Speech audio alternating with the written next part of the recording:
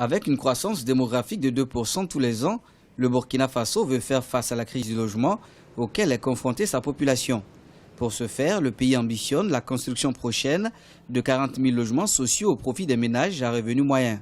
Lancé en juillet 2007, le programme de 10 000 logements sociaux et économiques a connu des difficultés dans sa réalisation.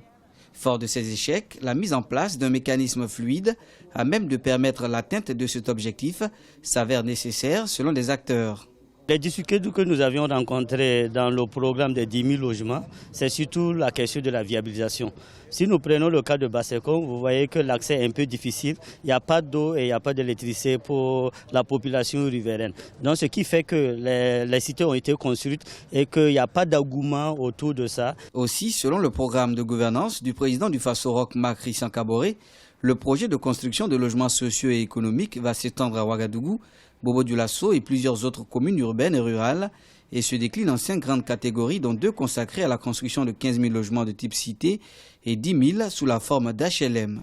L'État va jouer sa partition en matière justement de mobilisation et d'aménagement du foncier. C'est sur ça que l'État est en train de se préparer.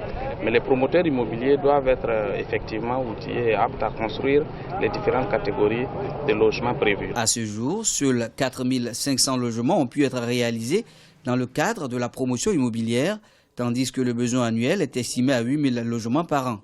Toutefois, selon les spécialistes, pour que ces mesures profitent à tous les Burkinabés, l'élan gouvernemental doit prendre en compte l'élaboration d'une nouvelle vision de commercialisation des logements sociaux au Burkina Faso pour éviter aux promoteurs leur achat tardif.